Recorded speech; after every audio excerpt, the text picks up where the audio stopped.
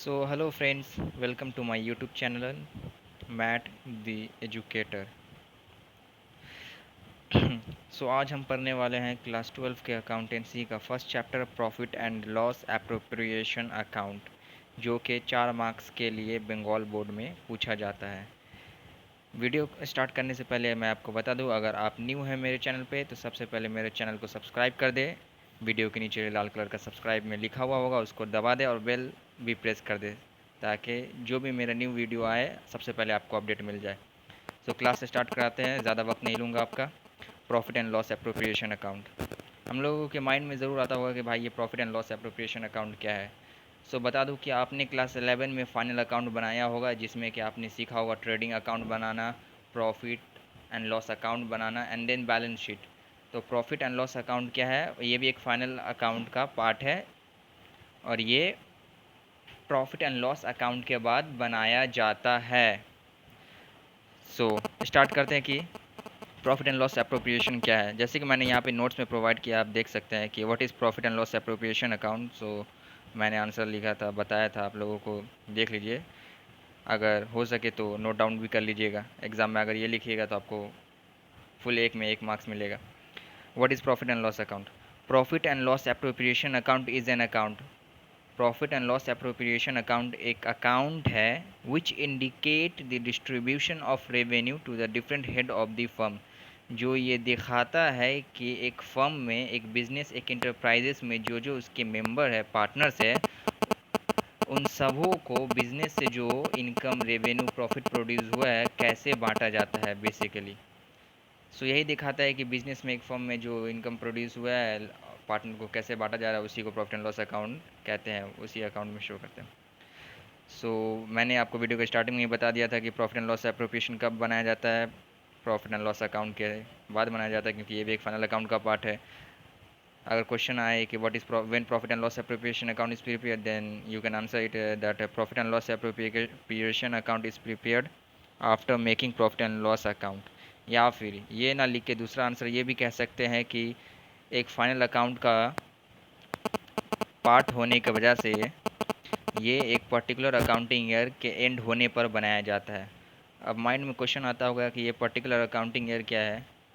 तो कुछ नहीं, सिंपल है। जैसे कि हम लोग का न्यू ईयर 1 जनवरी से स्टार्ट होता है, वैसे ही बिज़नेस में, बिज़नेस का न्यू ईयर होता है स्टार्ट 1 अप्रैल से। 1 अप्रैल से स्टार्ट होता है और एंड होता है 31 मार्च नेक्स्ट ईयर में। वो लोग का एक 12 मंथ का सबमिशन होता है, उसे फिनांस ईयर कहते हैं।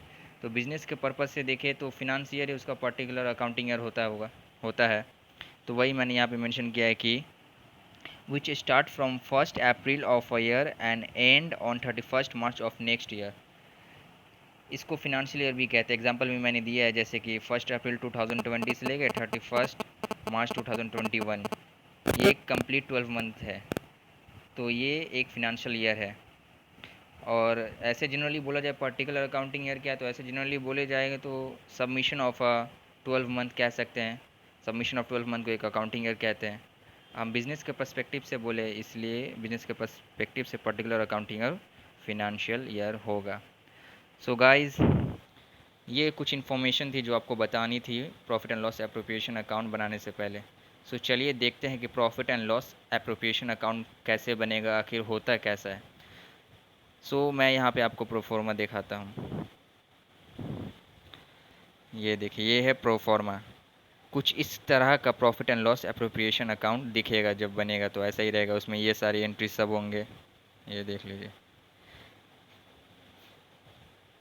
सो आप लोग को profit and loss appropriation account बनाने से पहले कुछ पॉइंट्स है जो माइंड में रखना पड़ेगा, वो नीचे मैंने मेंशन किया है, यहाँ पे देखिए।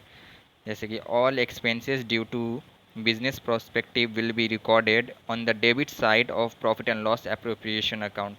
मतलब कि बिजनेस के प्रोस्पेक्टिव से देखें तो बिजनेस का जितना भी एक्सपेंस होगा वो profit and loss appropriation account के डेबिट साइड में आएगा। और दूसरा पॉइंट दिया है कि all income due to business prospective will be recorded in the credit side of profit and loss appropriation account. अब बिजनेस को जितना सारा इनकम होगा वह सारा प्रॉफिट एंड लॉस एप्रोप्रिएशन के क्रेडिट साइड में आएगा।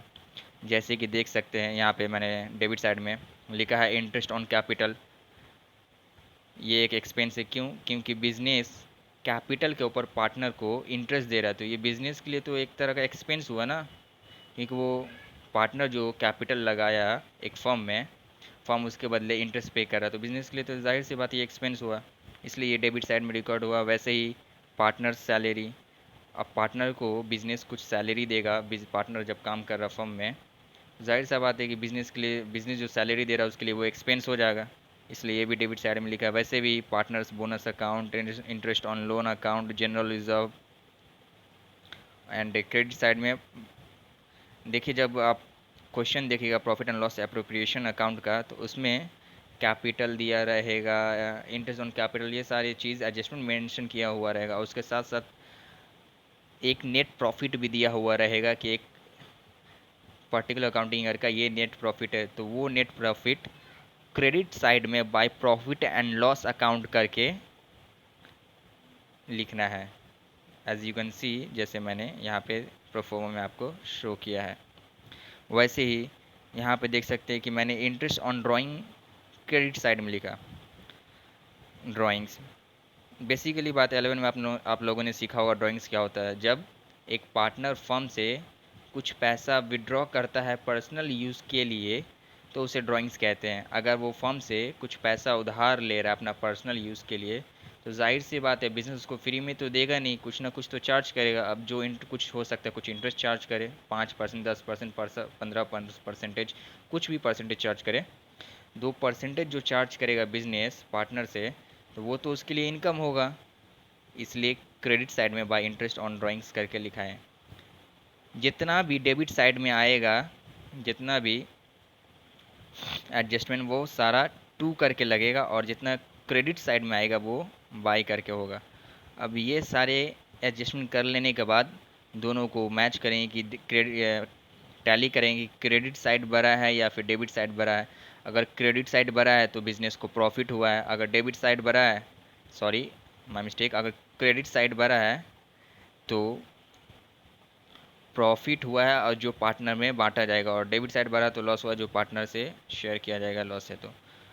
सो जैसे कि मान लीजिए कि क्रेडिट साइड बढ़ा है, तो अगर क्रेडिट साइड बढ़ा तो प्रॉफिट हुआ, तो पार्टनर को बांटा जब जाएगा, तो ये वाला आप देख सकते हैं टू पार्टनर्स कैपिटल अकाउंट करके एक एंट्री पास होगा डेबिट साइड में, और जितने पार्टनर रहेंगे A B C D J जो भी, यहाँ पे ए बी करके दिखा देंगे, और उन सबों को प्रॉफिट डिस्ट्रीब्यूट कर देंगे उनके रेशियो में, जो कि क्वेश्चन में मेंशन कर दिया जाएगा। सो फ्रेंड्स, अगर मेरा वीडियो अच्छा लगा हो तो सब्सक्राइब करना ना भूलें। आज मैंने प्रोफॉर्मा दिया है और जस्ट कुछ बेसिक नॉलेज दिए हैं। आप मेरे यूट्यूब चैनल के साथ जुड़े रहें, सब्सक्राइब कर लें, ताकि जब मैं इसका अगला वीडियो अपलोड करूं कि profit and loss appropriation account कैसे बनेंगे, सॉल्व करेंगे क्वेश्चन, तो आप लोगों को सबसे पहले नोटिफिकेशन मिल जाए। Thank you.